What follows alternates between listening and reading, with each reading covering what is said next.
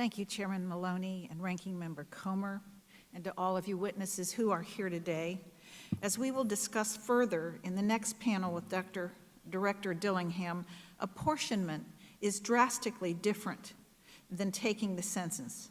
It is essential that the census count every person living in the United States, as this data is used to appropriate federal resources to the communities in need.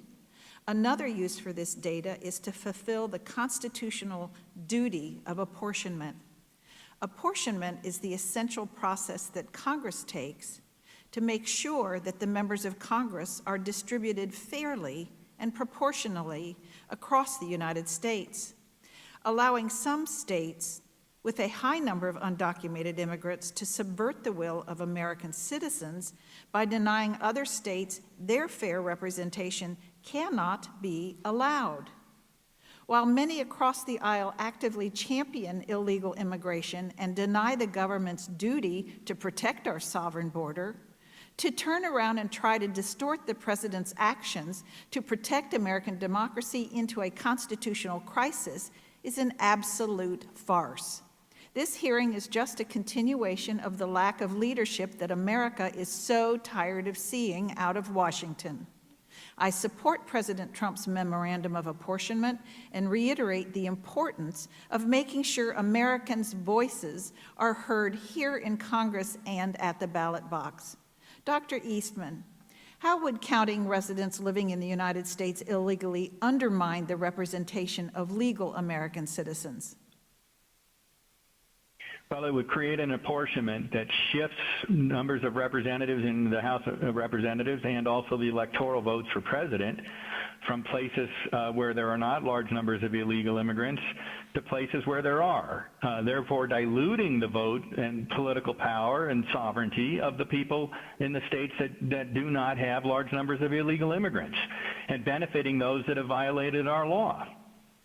So how are smaller rural states, which already have very few members of Congress, negatively impacted by the larger states who are bolstering their census counts with undocumented immigrants?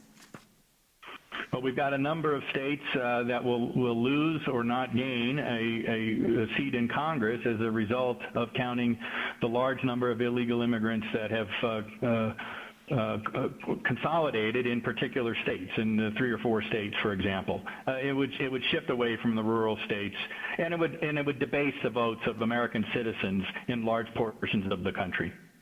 So basically, in a congressional district where half the population is comprised of undocumented immigrants, is that fair representation to a district that's comprised entirely of American citizens? Doesn't that dilute the representation that citizens have in Congress? It does so in 2 ways. It gives that state with illegal immigrants an additional seat in Congress that creates, that enhances their political power. And it also takes each voter in that district and essentially makes their vote worth twice as much as the votes in a district where there are no illegal immigrants. So historically, why has it been the standard to use total population for apportionment instead of the number of citizens? And does this actually subvert the democratic will of American voters? Well, historically, we've used total population because there was not a differential between total population and citizen population. And so total population was a very good proxy for the political representation. But we now have a vast disparity between citizen and non-citizen areas of the country, and that is skewing the political authority of the people that are supposed to be choosing the representatives to govern. Thank you. I yield back my time.